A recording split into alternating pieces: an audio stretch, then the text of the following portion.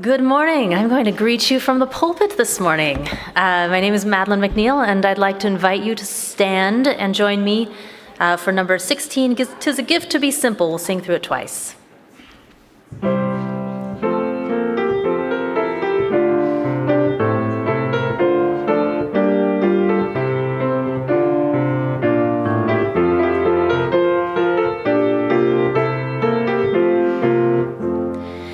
"'Tis a gift to be simple, 'tis a gift to be free, 'tis a gift to come down where we ought to be. And when we find ourselves in the place just right, 'twill be in the valley of love and delight. When true simplicity is gained, to bow and to bend we shan't be ashamed. To turn will be our delight, till by turning will come round right. 'Tis a gift to be simple, 'tis a gift to be free, 'tis a gift to come down where we ought to be. And when we find ourselves in the place just right, 'twill be in the valley of love and delight. When true simplicity is gained, to bow and to bend we shan't be ashamed. To turn will be our delight, till by turning will come down right." We're all over here. This is great.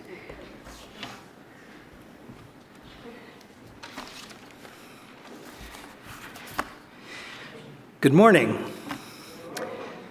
I'm Richard Steele, today's lay leader. I welcome all to the Unitarian Universalist Church of Spokane, including those who are with us here today in the sanctuary, remote attendees who have connected via our streaming feed to watch the service, and those using Zoom to participate interactively from locations around the US and Canada and elsewhere. We're glad that each of you is here.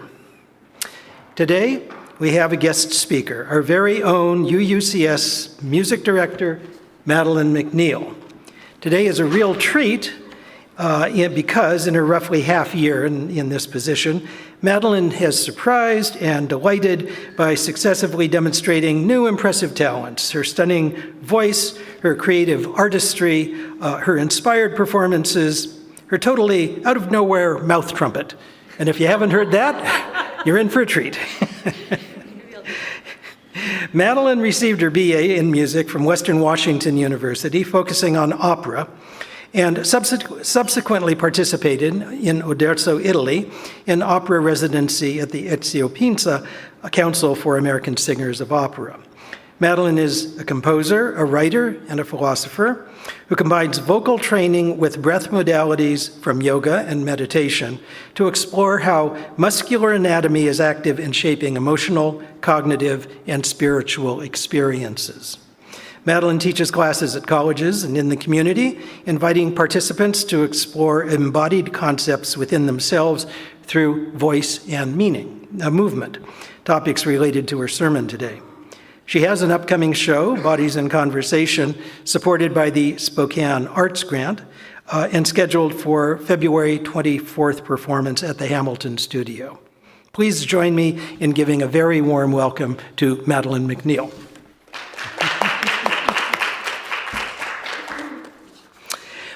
Whether you're in our sanctuary today or watching from afar, it is here that we join to create a nourishing religious home with a mission to champion justice, diversity, and environmental stewardship in the wider world. Or, as we say more concisely, to create community, find meaning, and live justly, work for justice. Some say one, some say the other, they're both right. But now, please take a few minutes to greet one another.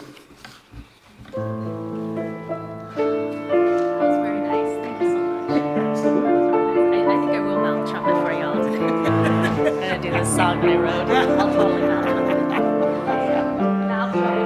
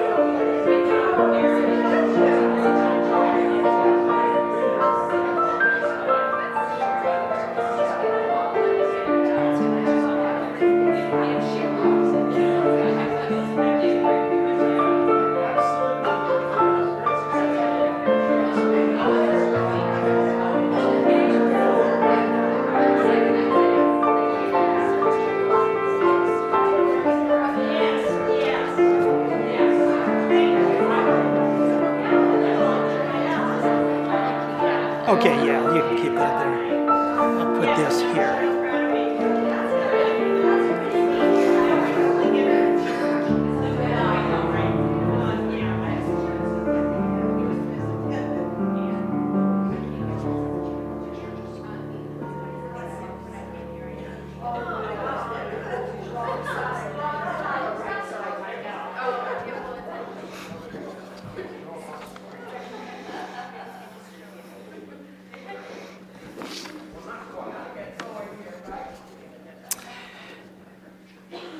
We turn now from our informal greetings to formally begin our service by lighting our chalice, the symbol of Unitarian Universalism, of our unity and solidarity, of our openness and inclusion, of our community and individuality.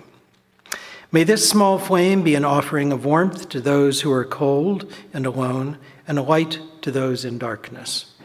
May it be a flame that ignites justice in our world and a beacon of hope to those in need. And may it reflect at least a spark of truth wherever truth has been lost, and cast a healthy shadow of doubt where it has been found. For our opening reflection, I offer words from the cognitive linguist, philosopher, and university professor George Lakoff, who writes in his book, Philosophy in the Flesh, The Embodied Mind and Its Challenges to Western Thought. The problem with classical disembodied scientific realism is that it takes two intertwined and inseparable dimensions in all experience, the awareness of the experiencing organism and the stable entities and structures it encounters, and erects them as separate and distinct entities called subjects and objects.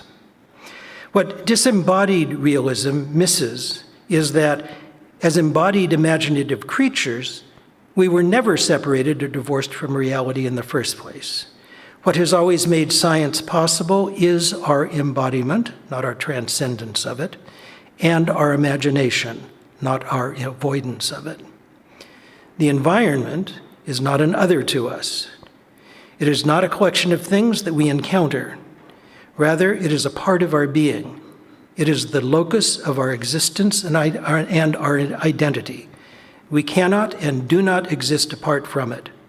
It is through empathetic projection that we come to know the environment, understand how we are a part of it, and how it is a part of us. This is the bodily mechanism by which we can participate in nature, not just as hikers or climbers or swimmers, but as a part of nature itself, part of a larger, all-encompassing whole.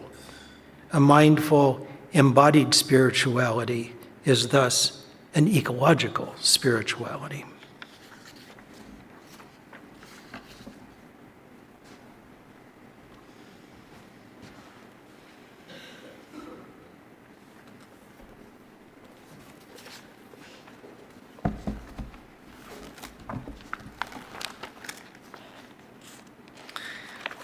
Please stand and join me for number 97. That was a really lovely reflection. This song, Sometimes I Feel Like a Motherless Child. It's an interesting follow for what you just said, because sometimes we do feel lost, and this is a chance to connect to that.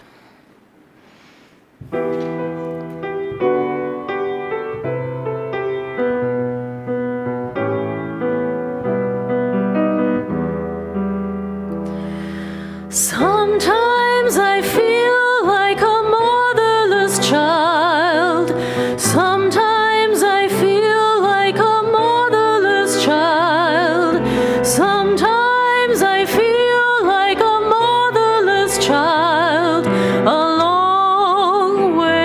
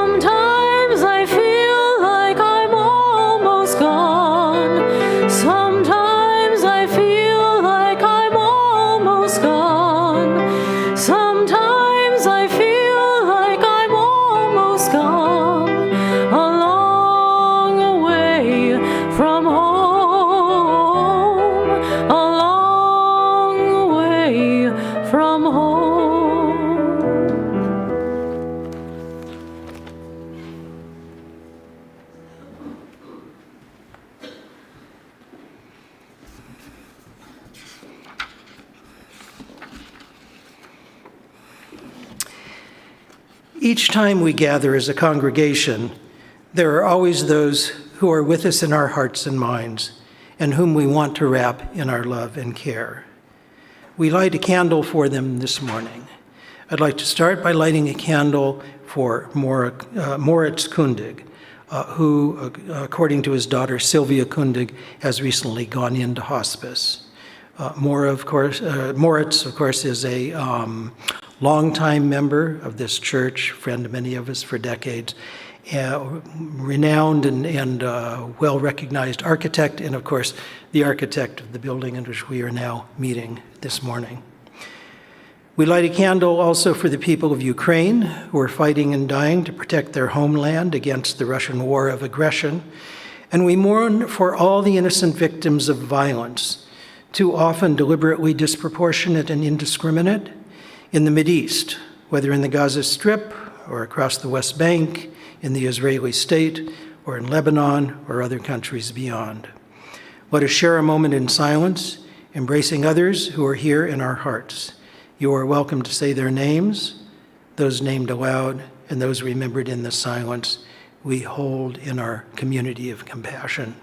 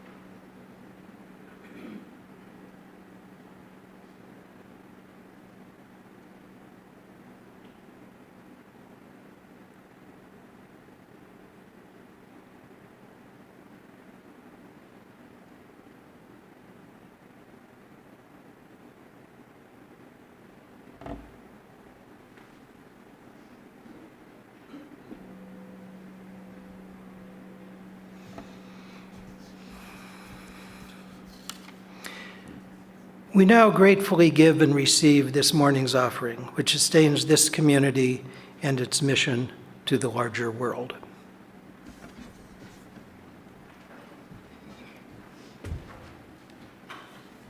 I'm going to sing you a little song that I wrote.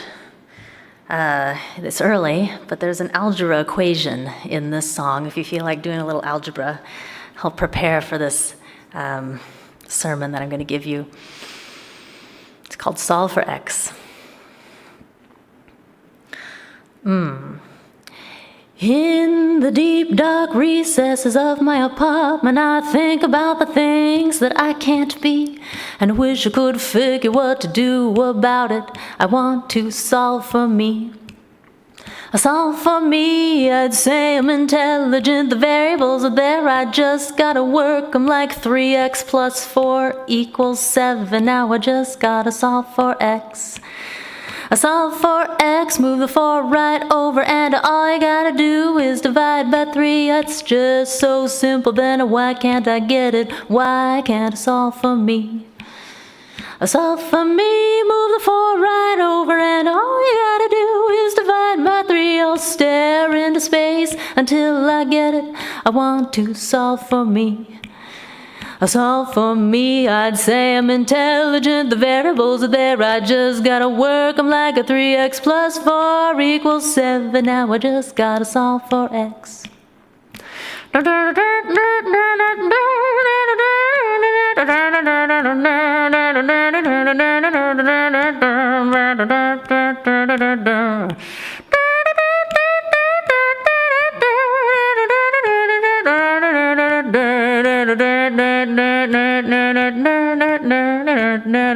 Mouth trumpet. A deep dark recesses of my apartment, I think about the things that I can't be, and I wish I could have figured what to do about it. I want to solve for me. solve from X. I'd say I'm intelligent, the variables are there, I just gotta work them like 3x plus 4 equals 7. Now I just gotta solve for X. Oh, solve for X, I'm gonna keep it trying, I'm not gonna stop, I don't care what you say. Well, maybe for a minute I'll stop and rest, but I'm going to solve for X. I'm going to solve for X. I'm going to solve for X. Anybody have the answer? One, we got it. Good job. All right. Tis you.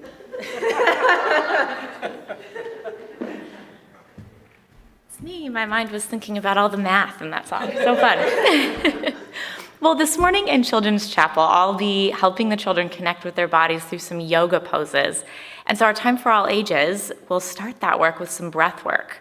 So join with me for 3 different kinds of breathing. You can find a comfortable position with your feet on the ground and your spine tall. And the first set of breaths that we'll take are bunny breaths. And these are breaths that will help you feel a little more energized. So like a bunny sniffing in the grass, you take quick little breaths in and then a long breath out. Are we ready? All right, send all your breath out. Little breaths in.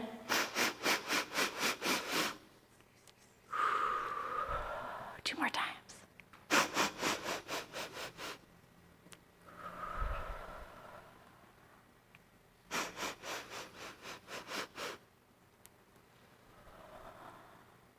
All right, that's our bunny breath. The next breath that we'll do is a balloon breath.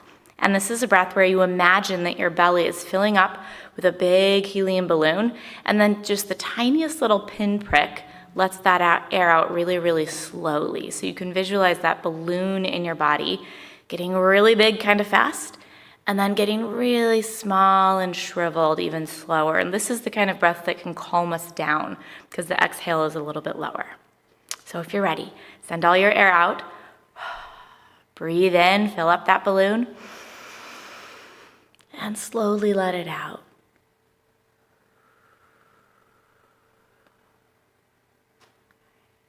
Two more breaths like that. Big breath in. And slowly out.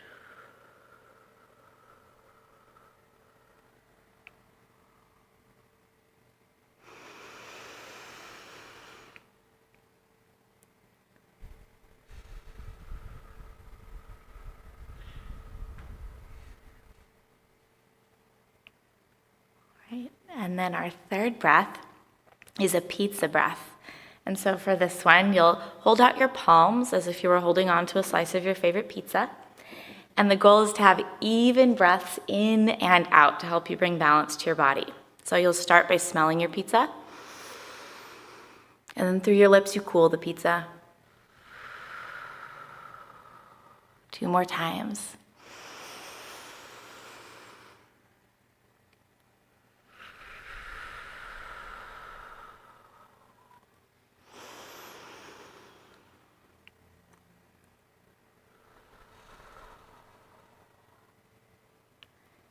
And those are your 3 types of breathing in kids yoga. Good job, no one even giggled. With the kids, it's always a long conversation about what kind of pizza they're holding, so. Thank you.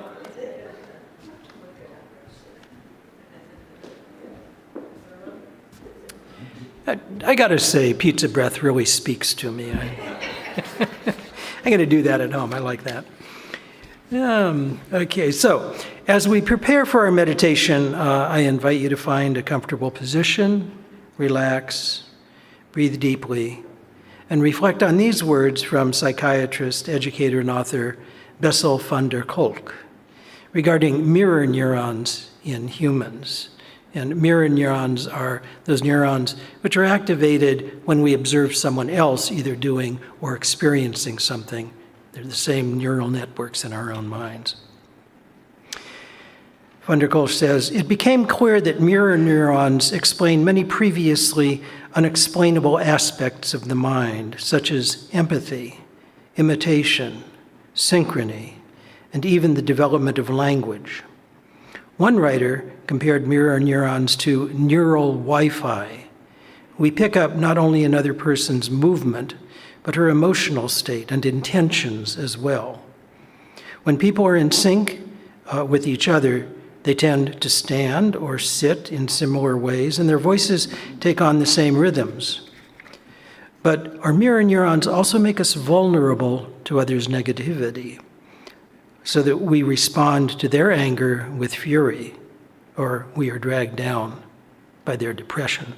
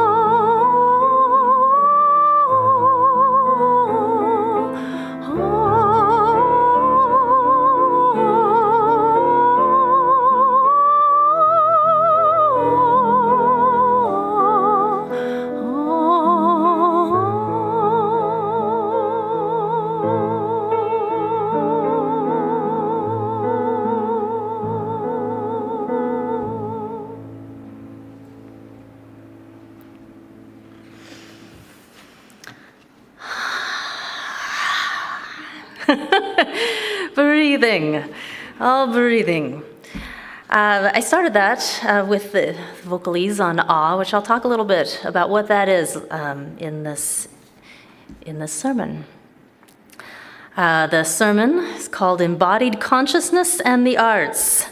I chose a big topic. First of all, I'd like to say it's been wonderful being here at UUCS as music director. You've all been very supportive. You've given me a space to create and sing, and you've also given me a steady paycheck, which is a blessing of security. So thank you.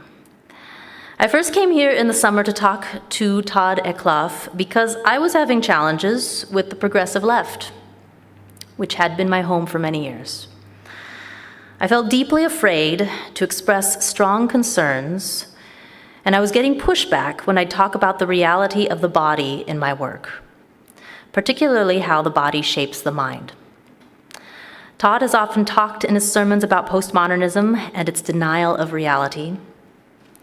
It's helped me a lot to hear him talk about postmodern culture and to meet with him over the past 6 months. I've been putting myself through a crash course on Western philosophy for the last 2 years, and my conversations with Todd have been very helpful. I wasn't taught much, if any, formal philosophy growing up.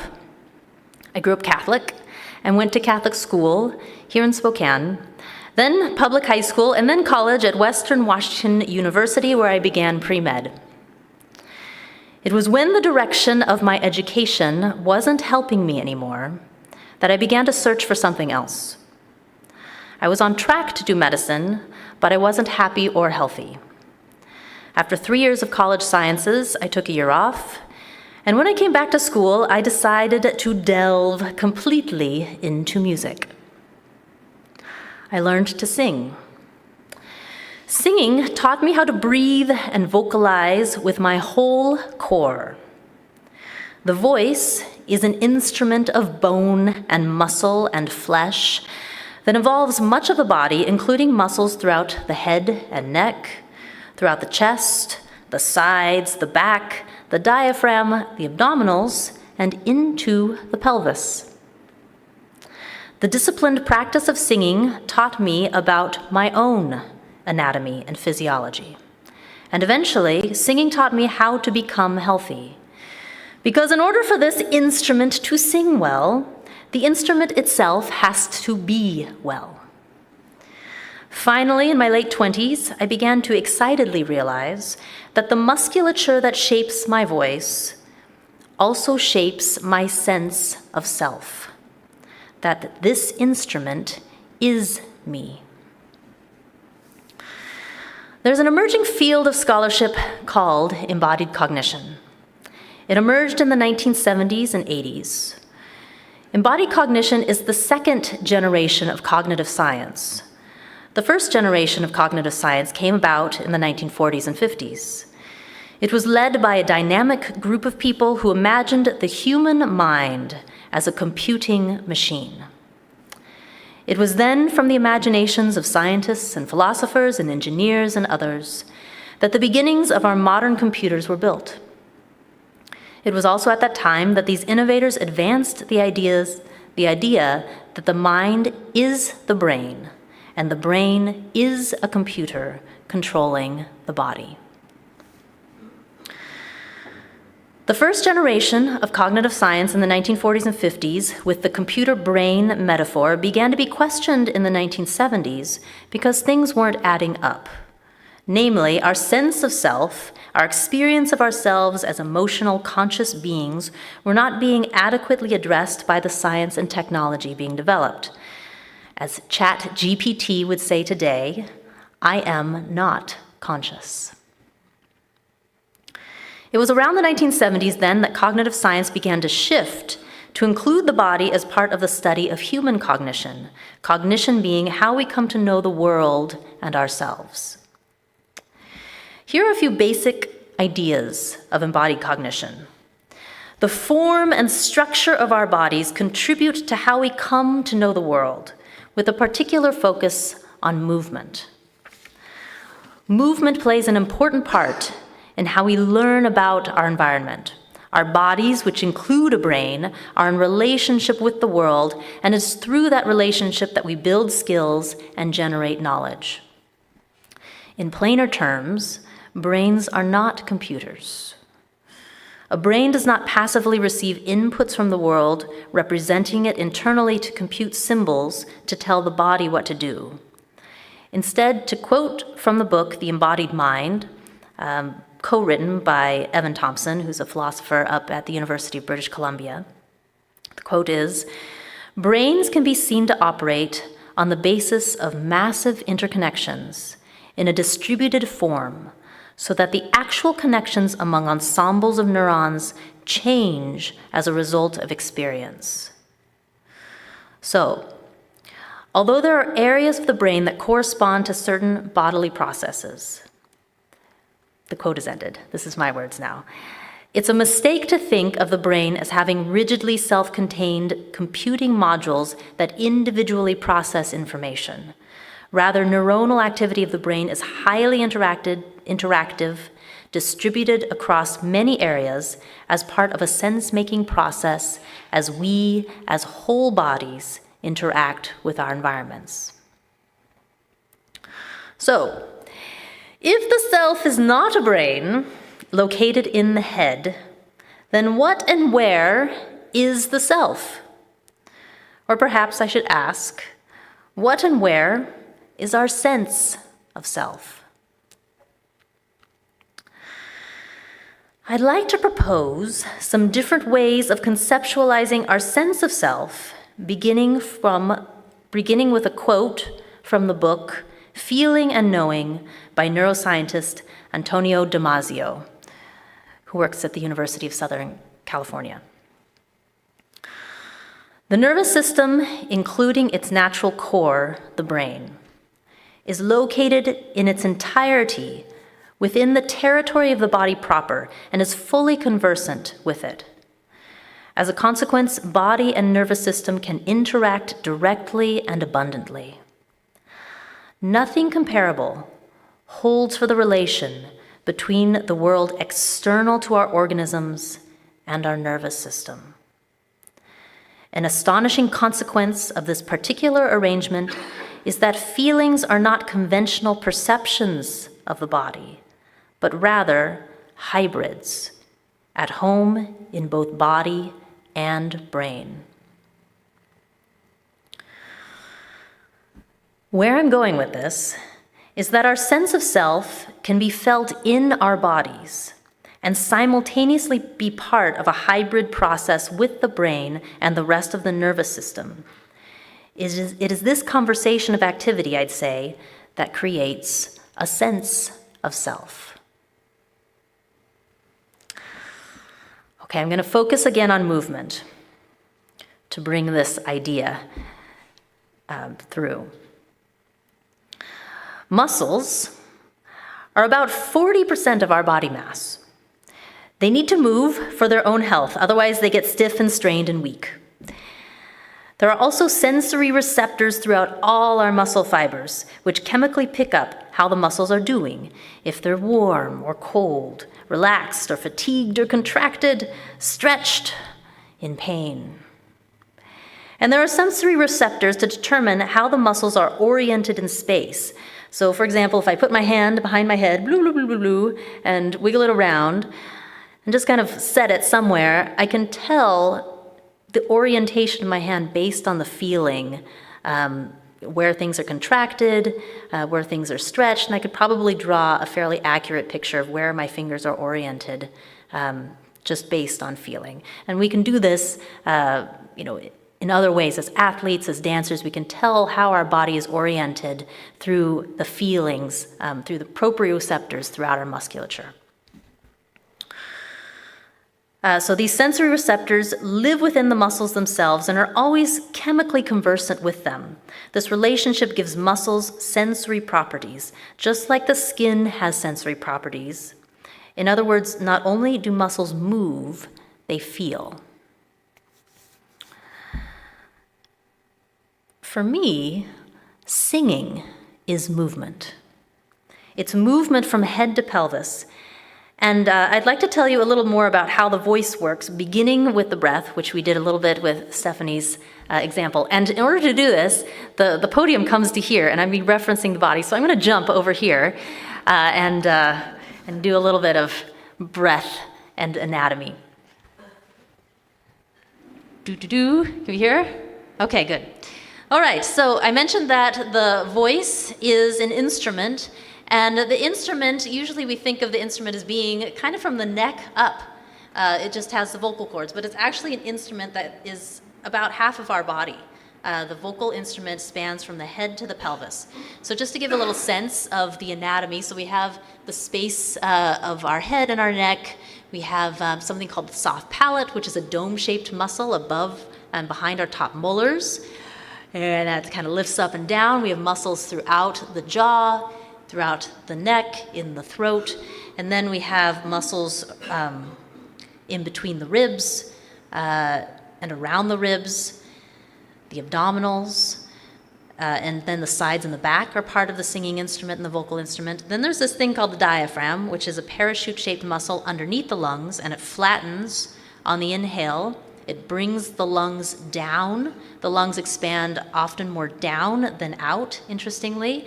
So the diaphragm attached to the lungs comes down, which makes also the belly go out, the sides go out. And then there's a muscle called the pelvic floor, which also expands. So these muscles are wired together. And I'm going to demonstrate how they are actually wired together by, this is post-COVID, I'm going to do this, I'm going to demonstrate a cough. If you want to do it, you can too. There you go. Right? You can do it like this. But if you cough, the contraction is happening from head to pelvis. You'll feel it a little bit significantly in the abdominals. So if I have an irritation in my throat, the irritation starts here, but there's a full core contraction from head to pelvis that's happening. This is my example of how these muscles are very wired to move together. The other example that I'm going to use is a yawn. So I mentioned that soft palate's a dome-shaped muscle behind the top molars. And if you lift that up as if you're lifting it up and out through the ears and breathe deeply, you might actually trigger a yawn from head to pelvis. It kind of creates this reflex. All right, so I make you yawn. Yes, it's always a risk doing this when I'm giving a talk to an audience. But it also demonstrates that there's a wiring from head to pelvis, that these muscles are coordinated to move together. When I was learning to sing, my teacher would talk about the half yawn, which is, what she meant by this is that it's still a head to pelvis movement, but instead of the big full stretching breath, it's about half that movement distance. So if I go like this with a half yawn pose from head to pelvis and then exhale, that is preparing my vocal instrument for a good inhale and then a good exhale. So I'd actually like you to try this. It's just a half yawn pose as if you're about to sing, but just inhale, expanding from head to pelvis, and then exhale on an ah. We'll do it together. So here we are. Inhale, and then exhale. Ah, yeah. And it's just a beautiful sound. Every single time I do it with an audience, it just comes out as this beautiful sound. Now, I'd like you to do it again, and I'd like to add some vocalizing to it. And I have one choir member, so I know at least one person will do it here. But I'd like to, on a tone, half yawn pose, and then exhale on an ah. It'll sound like this. Ah. So if everybody can half yawn, inhale, and exhale, we'll do that 3 times. Ready, and go. Ah. And then inhale, head to pelvis. Ah. And then one more time, head to pelvis. Ah. Okay, so this gives a sense of how the instrument is a head to pelvis structure, and preparing the instrument with an inhale, with a good inhale, prepares the exhale for the sound, for the singing voice.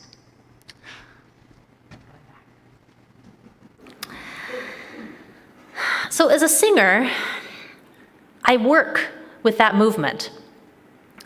Just a little thing, a little trick to singing, opera especially, but this goes for all styles of music. This diaphragm is kind of like a rubber band underneath the lungs. It wants to go, it goes down on the inhale and then wants to spring back up. So if you think of a rubber band, if you pull it on both sides and then let it go, it'll go boing. What I do as a singer is I actually try to hold that rubber band taut by keeping my ribs expanded. And by doing that, the rubber band stays out and my abdominals regulate the movement of air coming out. So I don't have a lot of voluntary control over my diaphragm, but I do have voluntary control over my abdominals. So by keeping the ribs out, the diaphragm rubber band stays out and my abdominals take over. So I can do stuff like this.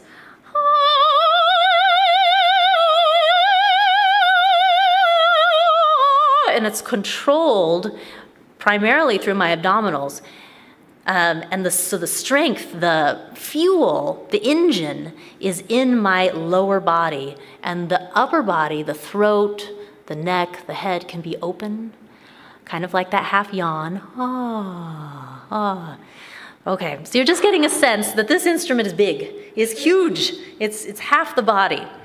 And this is how we also learn to speak and vocalize as children, and kids are all about it. La, la, la, la, la, la, la. They're definitely using their whole instrument.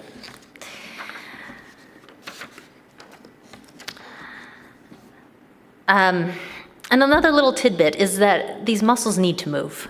If they don't move, they get tense. Or if they over-exercise, they get tense. So you can start to think of singing as movement, as a way to release tension, to stretch, to exercise the core musculature, which I would say is muscles of the torso, neck, and head. Okay, so it's with this understanding of the anatomy and physiology of the breath musculature combined with vocal training that I've learned to map human experiences in terms of what's happening with these muscles in the core. So the example I'm going to talk about today it's a very philosophical question. What is yes and what is no? It's very common to us, but what is it? How does it actually work?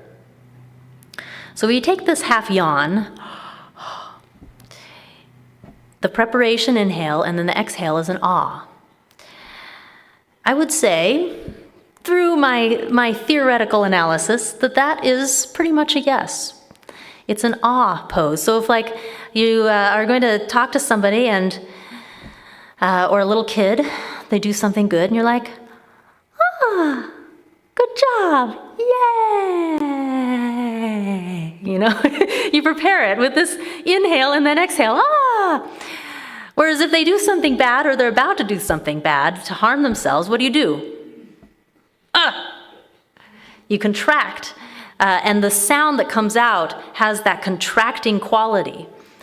So if a child, for example, is about to run into the street, do you say, no? Gently, no. No, you say it strongly, and you don't even have to say no. You could just be like, ah! And the movement here will stop your breath. The child will hear it, so the sound will stop in some ways reflexively the child's breath, but they will also mimic, kind of like those mirror neurons, will also mimic that movement internally from head to pelvis. Again, being reminded that these are muscles that are wired to move together. And I always get the sense that the audience actually wants to say no after I give this example. So maybe if you don't mind, we did the ah, now we could do no. On 3, if we all just say a no together, if we all do it together, it'll feel good, all right? Here we go. Child's about to run into the street. Here we go. 1, 2, 3, no! There it is, yeah. Yeah, so you get the sense of that contraction that's happening from head to pelvis. So as children, we are exercising yes and no guided by our parents. Yes, this is good. No, that's not good. And it's demonstrated through movement. Over time, I would say, we learn to do this ourselves. We learn to affirm ourselves with yes and no, and I would say that still has movement. And then eventually we might just start affirming our own mental processes with a yes. I'm thinking, and all of a sudden I'm like, that's me. I'm thinking. This is my body, my mind, and I affirm it with a yes. This idea is me edging toward this definition of self, of a sense of self having an embodied movement and feeling with it. So if it's true that a sense of self is related to this awe, and this awe is a head to pelvis movement, it's a movement and also a feeling, then it makes sense, and it's helpful at times to practice my yes. How do I do that? Do you remember the improvised vocalese that I sang just before I started the sermon? Well, that's me, I would say, practicing my yes, practicing my ah. Ah,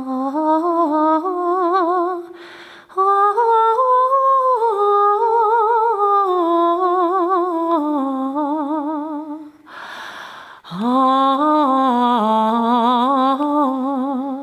And it sounds very chant. It's very chant-like. All right, thanks for delving into that with me. I'm going to begin to conclude from the perspective of embodied cognition. When it comes down to it, we're all bodies. And in the spirit of Unitarianism, I would say that this is the commonality that we share. We yawn and laugh and cry and moan and sigh. We share similar internal structures for generating breath and emotion and speech. The arts help give form to these human movements individually and communally. When I think about caring for others, especially caring for their minds and their mental health, I've learned over the years, and I've been doing this for about 15 years, I've learned to immediately think about caring for their core movement of their bodies. When I think about mental health, I think about caring for the core, for the movement. The idea being that feelings and emotions are hybrid processes of the brain and the body. I learned to think this way first through the arts, by learning to sing. And then I found out about embodied cognition. And if the published research is on the right track, then figuring out how cognition works, I think, can be helped by embodied disciplines with experts accurately describing internal movements. This approach would give philosophy a different flavor, because philosophers would not be operating with the assumption that thought is a dissociated activity detached from the body. Rather, cognition and thought and emotion can be imagined to include muscle movements and sensations. As far as implications for the future of the arts, I advocate for an arts education and support for the arts that includes movement and vocal arts with the intention of developing cognitive skills. I can sing a happy song, or a sad song, or an angry song, and learn about how to skillfully move through these emotions. I can orate a speech or speak a monologue, and these all become meditations on internal movements and their accompanying feelings, so that when life comes at me, I am able to respond without shying away from certain emotions or becoming uncontrollably emotional. I know how to breathe. I know how to slow down my speech. I can assess the internal health and stress on the core muscles themselves. I know how to engage because I've trained myself to be internally attuned as an instrument of cognition. Which brings me to wellness and mental health.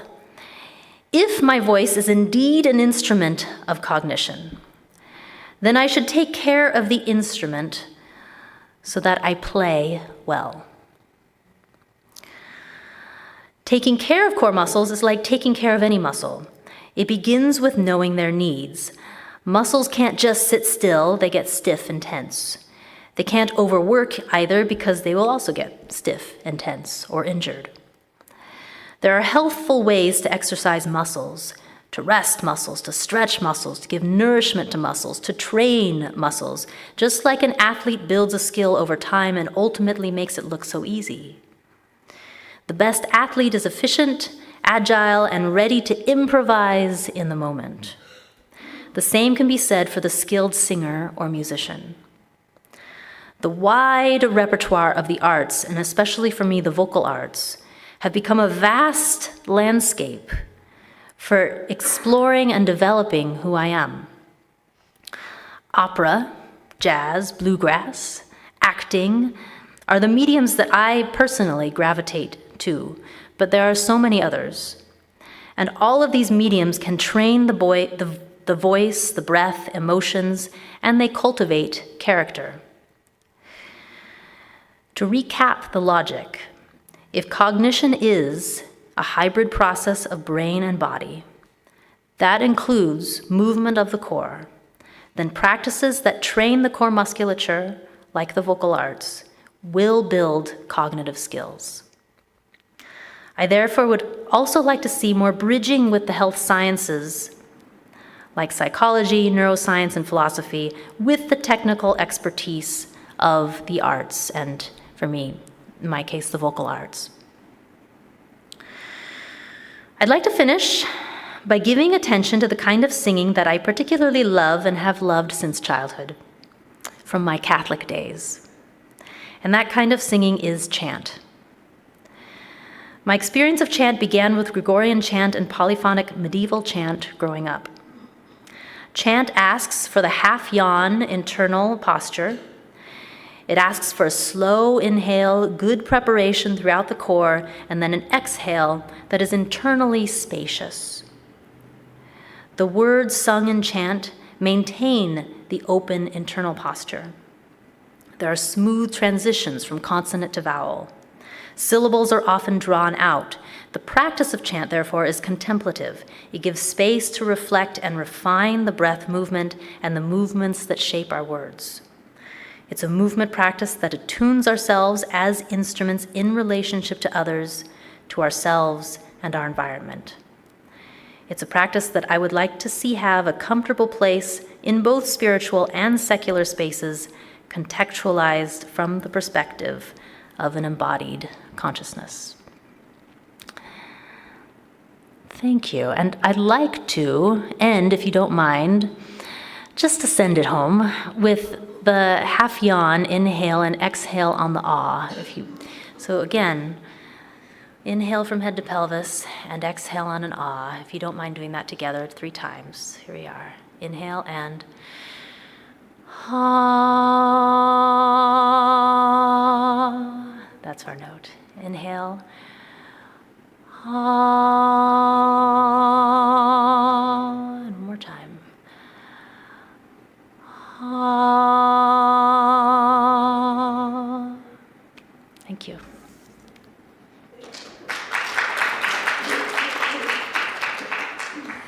It's me again. We're going to end. You can stand, stretch, with Let All the Beauty We've Known, number 326 in the hymnal. Mara's going to play through it once first.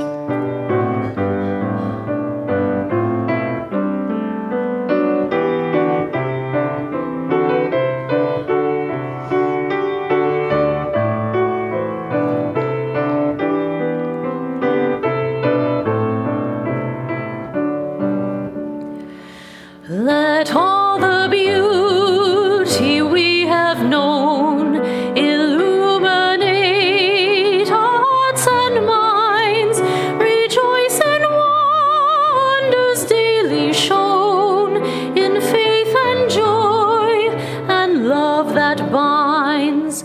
We celebrate with singing hearts the loveliness of sky and earth, the inspiration of the arts, the miracle of every birth.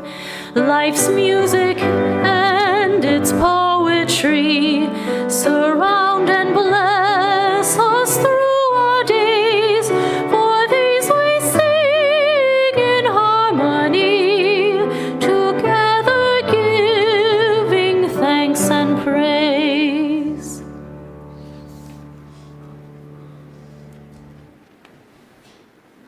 No, we're standing. Oh, yeah, okay.